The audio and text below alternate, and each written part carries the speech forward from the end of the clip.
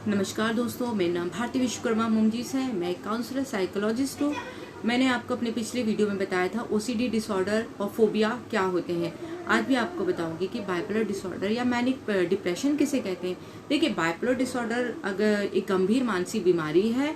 इसमें व्यक्ति या तो उदास रहता है या तो बहुत ज़्यादा उसमें अत्यधिक ऊर्जा एनर्जी ज़्यादा होती है। ये एक सर्कल होता है, कभी उदासी का, डिप्रेशन का, कभी बहुत ज़्यादा हैप्पीनेस का, बहुत ज़्यादा एनर्जेटिक होने का। तो ये दो सर्कल इस जो डिसीज़ है उसमें चलते हैं। क्योंकि अगर देखिए डिप्रेशन का शिकार है तो डिप्रेशन का सिम्टम्स अलग हो जाते हैं, लेकिन इस वाले जो डिसीज़ है बाइपोलर में, इसमें 2 टाइप का सिम्टम्स चलता रहता है। कभी डिप्रेशन हो जाता है, कभी एनर्जेटिक हो जाता है। तो ये इसमें होता ही है बाइपोलर डिसऑर्डर में। बाइपोलर डिसऑर्डर जनरली 100 में से 1% व्यक्तियों को होता है। और अगर हम इसको देखें कि ये किस एज ग्रुप में होता है, ये 14 to 19 ईयर की एज ग्रुप में बाइपोलर डिसऑर्डर के सिम्टम्स कई व्यक्तियों में या कई लोगों में दिखने लगते हैं। अब बाइपोलर डिसऑर्डर में होता क्या है, बाइपोलर डिसऑर्डर भी 2 फेज का होता है। 2 फेज मतलब एक फेज ऐसा आता है जिसमें व्यक्ति मैनिक डिप्रेशन का शिकार होता है। मैनिक डिप्रेशन मीन्स उसमें अत्यधिक चिड़चिड़ापन, उसमें आत्मविश्वास की कमी होना, सेक्सुअल जो उसकी अपील है जो उसकी वो ख़त्म हो जाती है, ना के बराबर होती है। और वो कभी कभी इतना चिड़चिड़ापन उसमें आ जाता है और किसी से बात करना पसंद नहीं करता है, घर से बाहर नहीं निकलना कभी कभी पसंद करते हैं ऐसे लोग। और उनमें नेगेटिविटी जो थॉट्स होती है वो बहुत ज़्यादा आती है, ऐसा दौर उनमें आता है। और नींद नहीं होती है, नींद की कमी आ जाती है। ये मैनिक डिप्रेशन का एक सर्कल चलता है जब बाइपोलर डिसऑर्डर का व्यक्ति शिकार होता है। और अगर इसी फेज में जब सेकेंड फेज आता है तो व्यक्ति बहुत ज़्यादा बड़ी बड़ी बातें करने लगता है, इतना एनर्जेटिक होता है कि वो दिन भर भी काम करे तो उसे थकान महसूस नहीं होती है। और अगर वो कम नींद लेता है, अगर उसकी स्लीपिंग भी पूरी नहीं होती है, तो भी वो नेक्स्ट डे बहुत ज़्यादा फ्रेशनेस महसूस करता है। ये बाइपोलर डिसऑर्डर के सिम्टम्स होते हैं।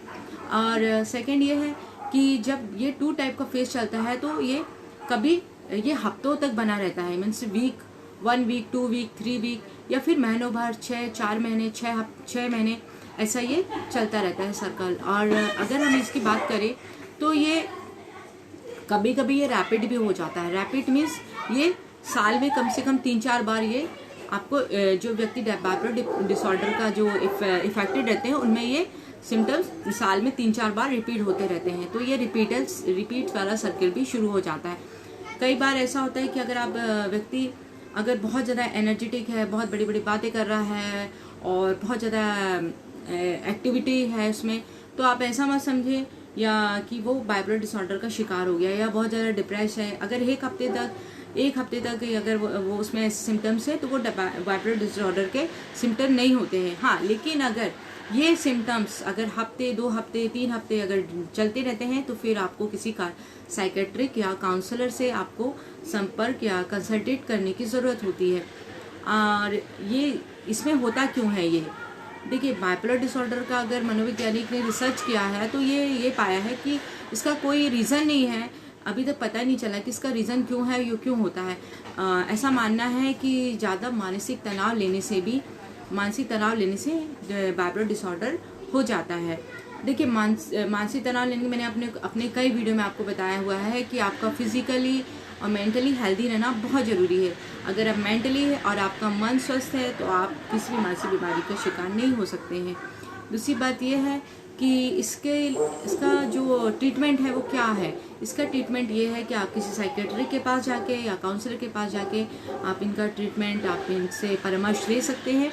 ये ठीक भी हो जाता है कई बार। अगर आप ना भी जाएं तो कई व्यक्ति ऐसे भी ठीक हो जाते हैं। लेकिन कभी कभी एक बहुत गंभीर समस्या बाइपोलर डिसऑर्डर वाले व्यक्तियों में हो जाती है, तो इसका आपको कंसल्टेट कराने की, साइकेट्री के पास कंसल्टेट कराने की बहुत ज़्यादा ज़रूरत है। अगर आपकी फैमिली में, आपके परिवार में, आपकी सोसाइटी में, आपके जो रिलेटिव हैं, अगर कोई इस तरह के सिम्टम्स हैं, अगर उनमें कभी वो खुश होते हैं, कभी वो उदास हो जाते हैं, तो वो बाइपोलर डिसऑर्डर के शिकार रहते हैं।